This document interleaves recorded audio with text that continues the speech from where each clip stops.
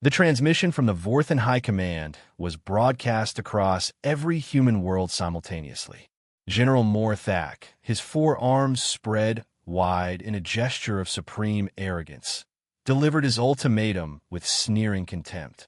Pathetic humans, the towering alien growled, his reptilian features twisted in disgust. Your cowardice disgusts the galaxy.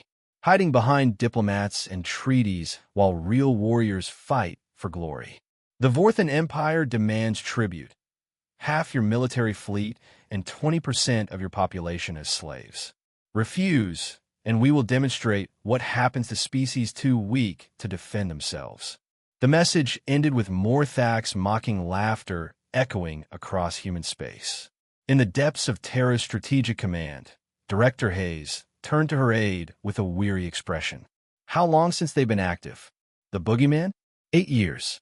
Baba Yaga? 6 years, sir. Both are officially retired. Hayes nodded grimly. Send the recall codes. Authorization Omega Black. Ma'am, are you certain? The psychological profiles suggest. The Vorthens want to see what human warriors look like. Hayes interrupted. Let's show them. Marcus Kane had been enjoying his quiet life as a civilian contractor on Kepler 442b. The former Black Ops specialist spent his days building homes for colonist families, his hands creating rather than destroying for the first time in decades.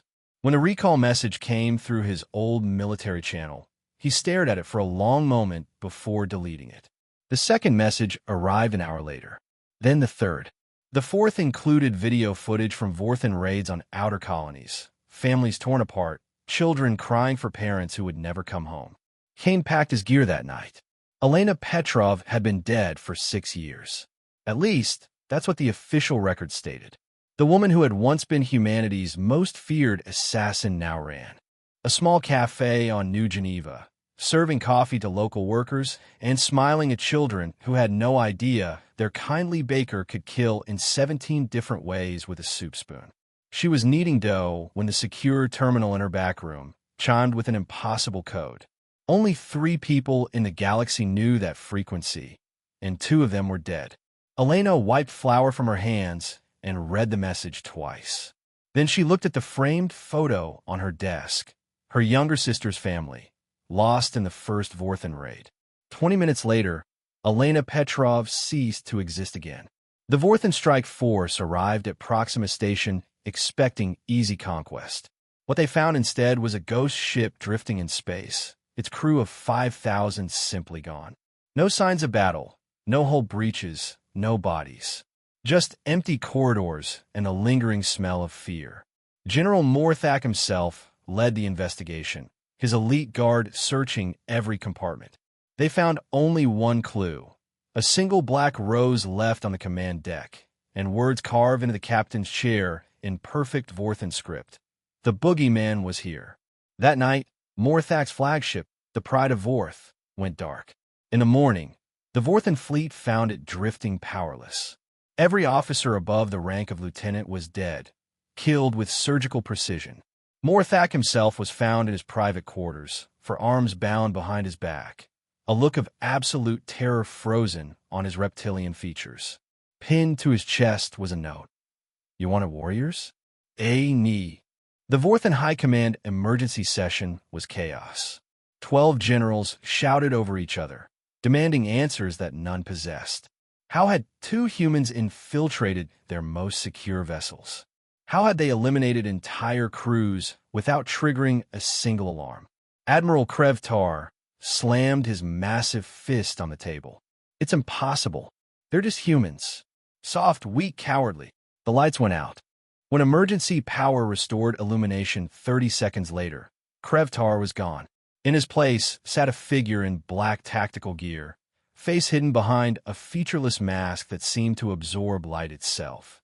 The remaining generals scrambled for their weapons, but froze as a second figure emerged from the shadows, a petite woman with silver hair and grandmother's smile that somehow made her infinitely more terrifying.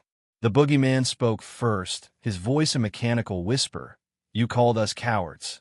Baba Yaga's voice was warm, almost motherly, that hurt our feelings. The surviving generals looked at each other, then at the two humans who had somehow appeared in the heart of their most secure facility.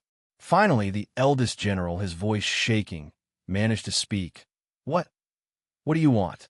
The boogeyman tilted his head. An apology would be nice. In reparation for the families you murdered, Baba Yaga added pleasantly. Full withdrawal from human space, of course. In a treaty recognizing human sovereignty, the boogeyman continued. Oh, and one more thing, Baba Yaga smiled wider. Never call us cowards again. The treaty was signed within the hour. The Vorthan withdrawal began immediately. Later, as their ship departed Vorthan space, Elena looked at her partner. Think they learned their lesson? Marcus checked his weapons one final time. If not, we'll teach them again. Behind them, the Vorthan Empire began broadcasting warnings across the galaxy. Do not engage humans in warfare. They have monsters,